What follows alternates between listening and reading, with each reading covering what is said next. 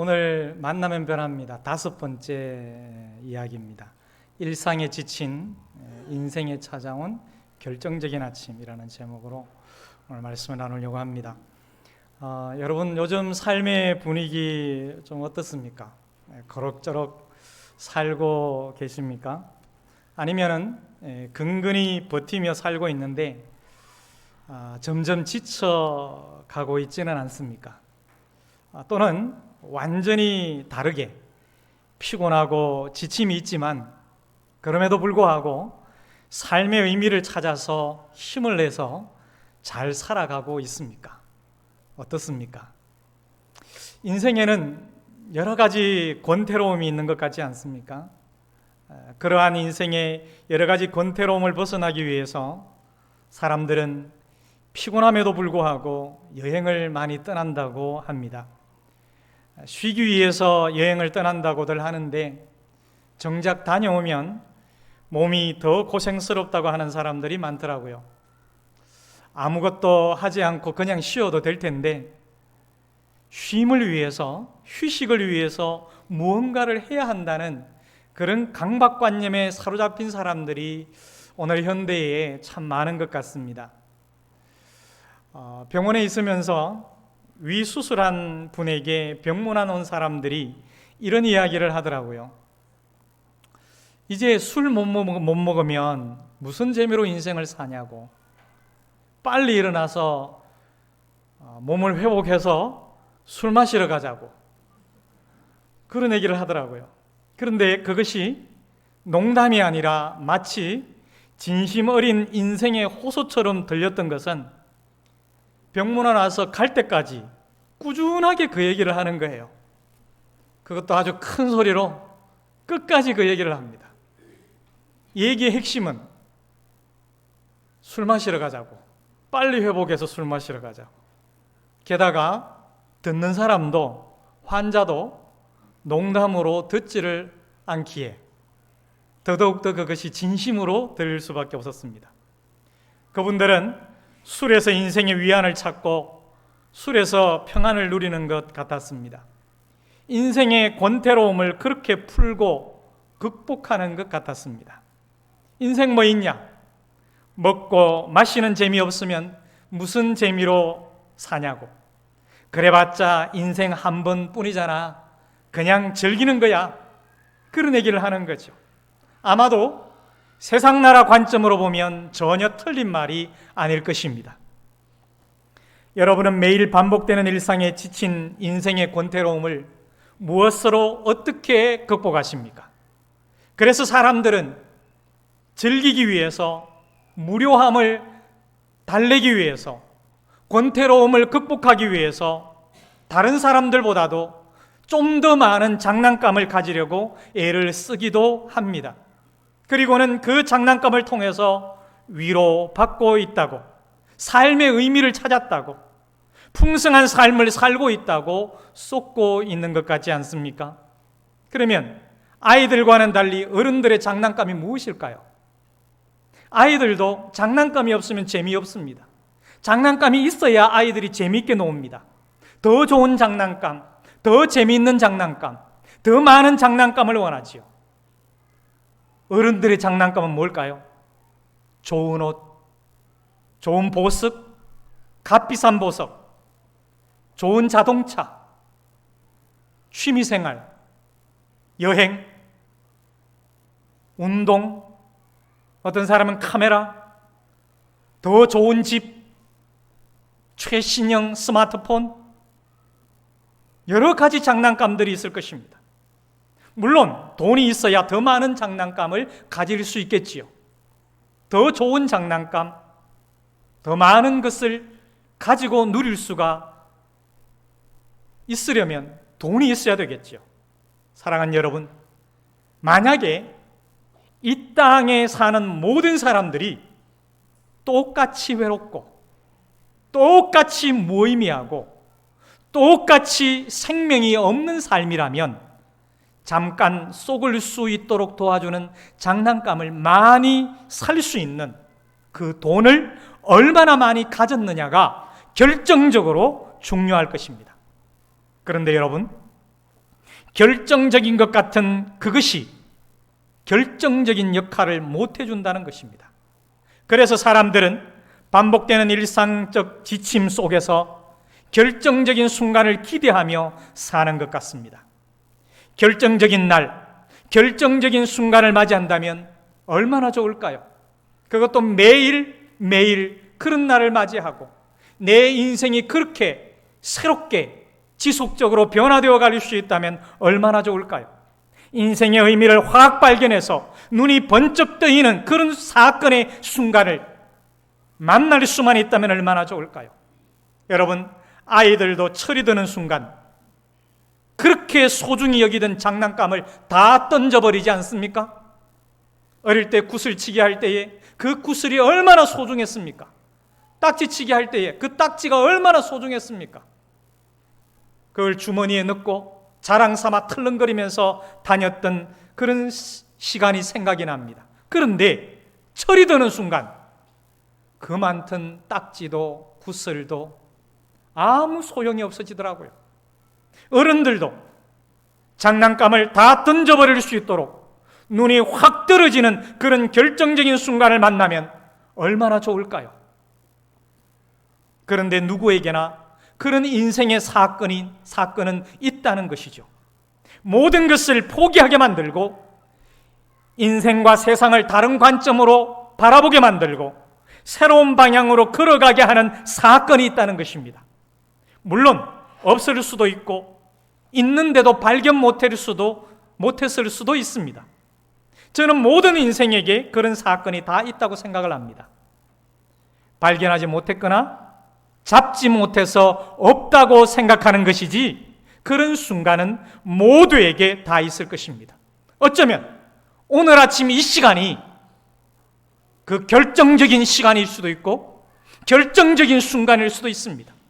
그런데 어떤 사람은 잡는 사람이 있고 어떤 사람은 그냥 흘려보내는 사람들이 있다는 것이죠. 오늘 본문 말씀에서 베드로라는 사람에게 그런 결정적 순간이 어느 날 아침에 찾아온 것을 보면 우리에게도 분명히 희망은 있습니다. 하지만 그날은 그가 어부 생활을 하면서 만난 세상 나라 용으로 가장 재수 없는 날이기도 했습니다. 정말 수고하며 일을 했는데 단 한 마리의 고기도 잡지 못했던 정말 재수 없는 날이었습니다. 먼저 이해를 돕기 위해서 고대 당시에 어부의 하루를 살펴볼 필요가 있을 것 같습니다. 참고로 당시 갈릴리 바다에서는 사용했던 그 그물이 어떤 재질로 만들어졌느냐 하면은 종려나무 섬유질로 만들어졌기 때문에 그물 색깔이 다 만들고 나면 그물 색깔이 시커멓고 해서 그물을 낮에 사용하면 물고기들이 쉽게 알아채기 때문에 고기잡이가 밤에만 이루어졌다고 합니다. 그리고 섬유질로 만든 것이기 때문에 이 옷감을 짜는 실하고 비슷한 거지요. 그래서 물을 먹으면 그 무게가 굉장히 무거워집니다. 그래서 노동력이 많이 들었고요. 게다가 질기지를 않습니다. 그 질기지가 않아서 물 먹은 상태로 그대로 놔두면 더 약해지고 쉽게 끊어져 버리기 때문에 그 당시의 그물은 반드시 말려서 사용해야만 했다고 하는 거죠. 그러니까 밤중에 한 번 사용하고 나면은 그걸 두 번 사용하기가 쉽지 않다는 거예요. 어렵고 거의 불가능한 상태입니다. 바짝 말려서 손질해서 다시 사용해야 되는 거죠. 그래서 어부의 일상을 쭉 말씀드리면 이렇습니다. 오후 3시에 어부들이 일어난다고 그래요. 오후 3시에. 계속 이야기 들으면 왜 오후 3시에 일어나서 시작해야 되는지 이해가 되실 거예요. 오후 3시에 일어나서 그늘진 벽에 걸어 놓았던 그물을 걷어서 배에 싣고 고기잡이 하러 나갈 준비를 합니다. 그리고 준비를 다 해놓고 난 다음에 오후 4시부터 5시 사이에 식사를 한대요. 그리고 식사를 마치고 나서 정리를 해서 이제 6시쯤 돼서 고기 잡으러 나갑니다. 고기 잡으러 나갈 때에 배를 저어서 나갑니다. 뭐 요즘처럼 이렇게 모터 달려가 쉥 나가고 그런 거 전혀 아닙니다. 노를 저어서 배를 저어서 그렇게 나갑니다. 근데 나갈 때에 절대로 혼자서 나갈 수가 없대요. 3대 내지 4대가 동업을 해서 나갑니다. 오늘 본 말씀도 보면은 베드로가 혼자서 고기 잡으러 나간 게 아니에요. 서너 명이 서너 대를 가지고 고기 잡으러 나갑니다. 그런데 나갈 때에 갈릴리 해변에서 호수가에서 고기가 많은 쪽으로 깊은 데로 가려면은 몇 시간 걸리냐면은 3시간을 저어서 가야 되더라고요. 직접 갈릴리 바다 가서 보니까 그렇게 뭐 엄청나게 끝이 보이지 않는 그런 바다가 아닙니다. 바다가 아닙니다. 그런 큰 호수가 아니라 이쪽 끝에서 저쪽 끝이 보이는 호수인데, 가에서 고기가 많은 쪽까지 가려고 하면은 노를 저어서 가야 되니까 그것이 한 3시간 정도 걸린다는 거죠.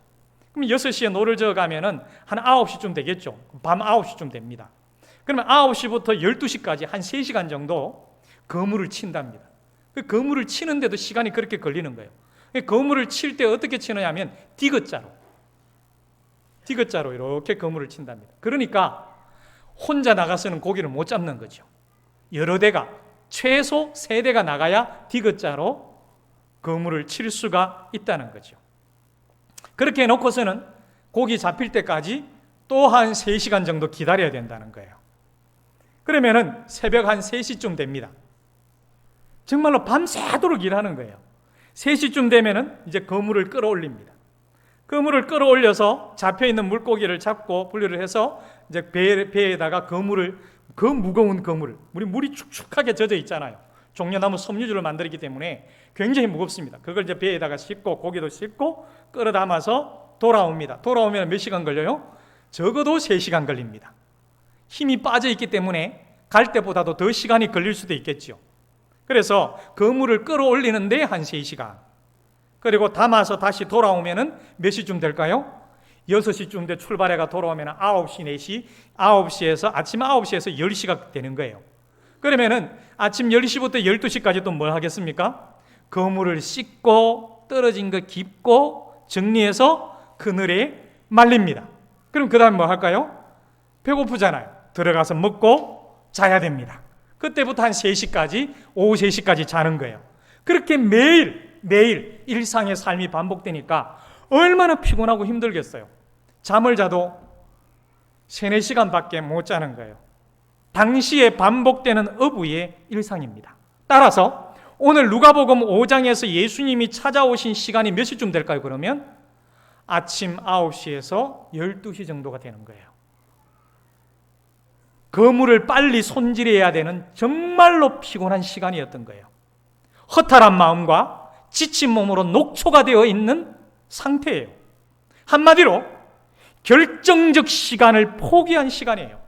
무언가를 기대하기 싫은 정말 피곤한 시간입니다. 게다가 고기를 잡았습니까? 못 잡았습니까? 잡지도 못한 엎친 데 덮친 격이에요. 피곤한데 고기도 하나 못 잡고. 그러니까 거물을 정리하고 할 때에 베드로를 비롯해서 그 어부들이 힘이 날 순간이 아니라는 거예요. 다 포기했고 오늘 그냥 완전히 허탕치고 허탈 완전히 텅 빈 상태예요. 이때 예수님이 베드로를 찾아오신 것입니다. 그런데 오늘 말씀 4절을 보면은 이렇게 말씀하고 있죠. 말씀을 3절 마지막에 보면 배에서 무리를 가르치시더니 말씀을 마치시고 시몬에게 이르시되 라고 되어 있는데요. 여기에서 말씀을 마치시고 이 말을 헬라어를 보면은 이렇게 되어 있습니다. 호스 데 에파우사토 이렇게 되어 있는데 왜 이걸 말씀드리냐면은 이렇게 헬라어를 이야기할 때는 문법이 중요하다는 걸 강조하기 위해서 그런 거 아시죠?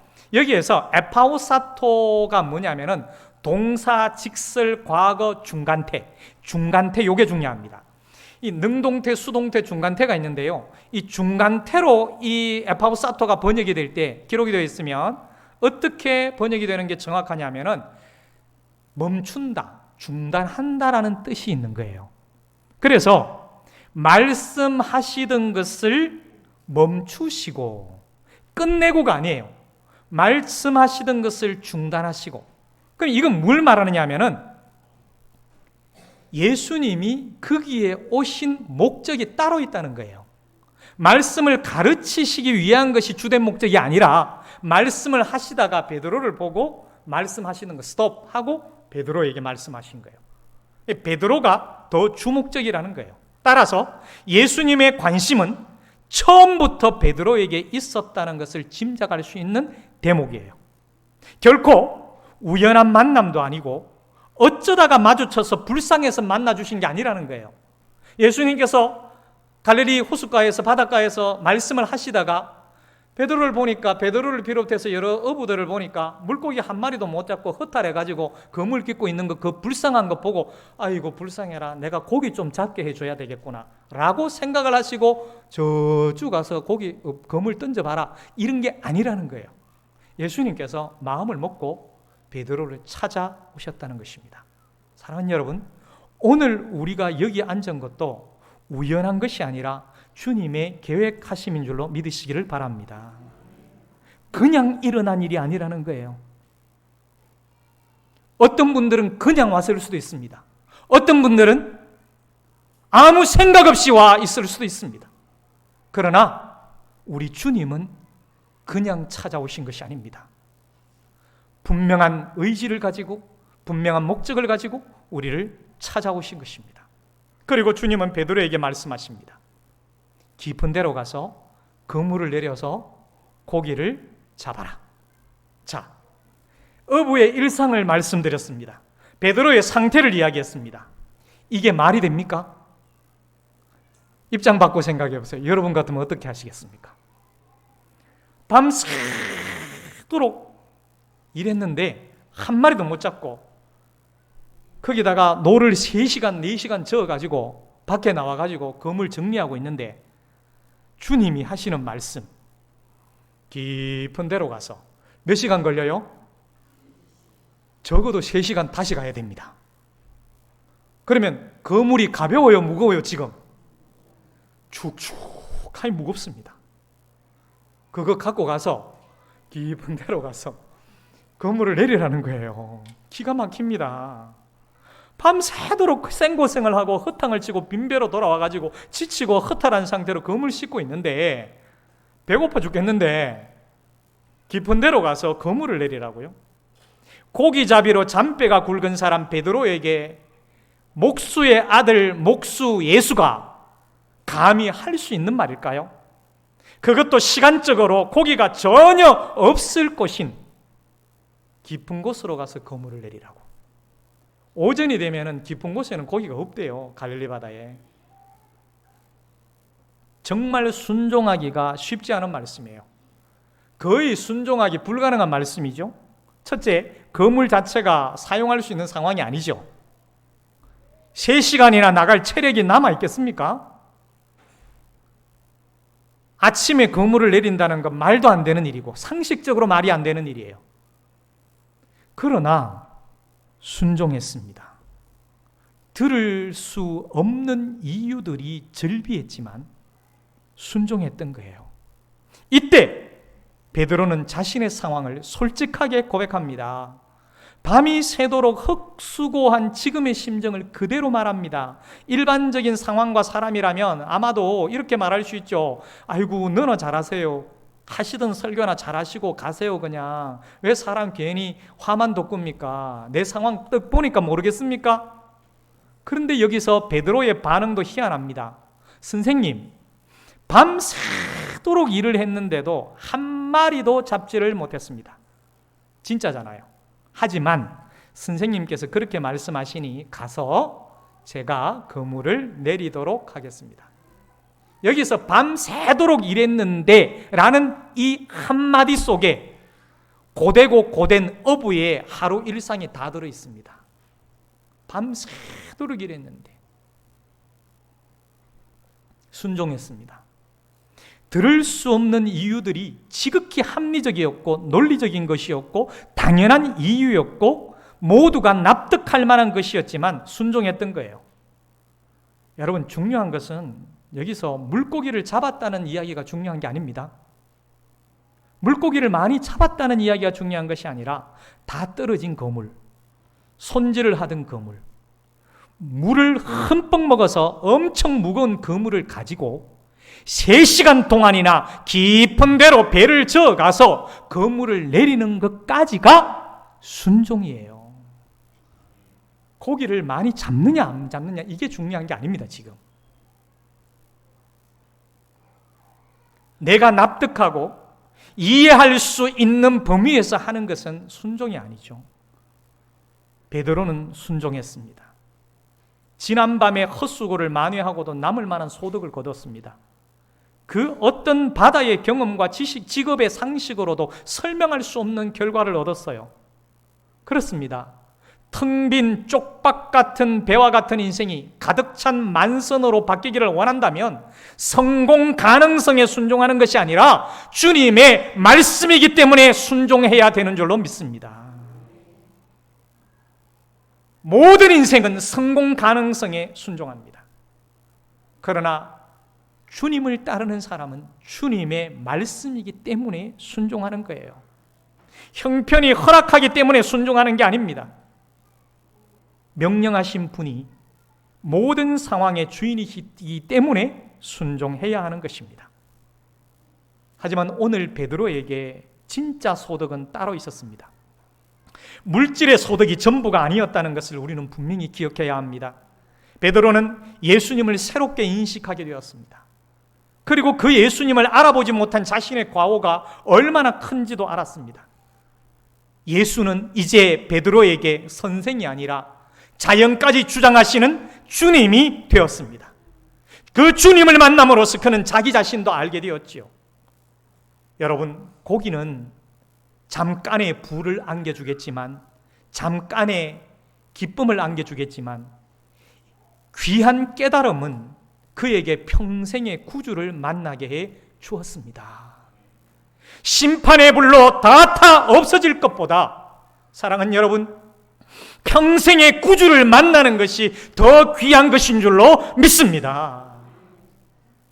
예수님과의 만남은 베드로의 인생의 전환점이 되었습니다. 일상에 지친 베드로의 인생에 결정적인 아침이 찾아온 거예요.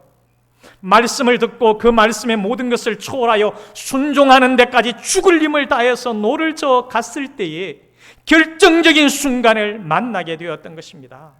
여러분, 그냥 얻을 수 있는 게 아닙니다. 죽을 힘을 다하는 순종의 과정이 있어야 합니다. 그런데 사람들은 그냥 얻으려고 그래요. 그냥 얻을 수 있는 줄로 압니다. 여러분, 순종은 죽을 힘을 다해 순종하는 과정이 바로 진정한 순종입니다. 그때 베드로에게 단순히 직업이 바뀌는 데 그치는 것이 아니라 인생의 주인이 바뀌고 사는 이유와 목적이 바뀌는 중요한 만남이 되었던 것입니다. 배에서 돌아온 베드로는 다 버리고 예수님을 따랐습니다. 이제 그에게 예수님보다 더 소중한 것이 없습니다. 사랑하는 여러분, 주님은 우리 인생 전체를 경영하시는데 정말로 탁월하신 분이십니다. 전문가이십니다.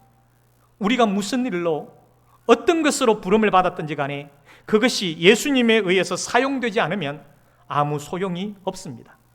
아무리 탁월한 재능을 가졌다 할지라도, 아무리 좋은 것을 많이 소유했다 할지라도 그것이 예수님에 의해, 주님에 의해 사용되지 않으면 아무 소용이 없는 것입니다.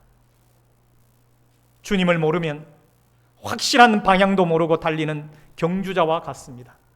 주님께 붙잡혀질 때에 인생의 의미가 생기는 것입니다.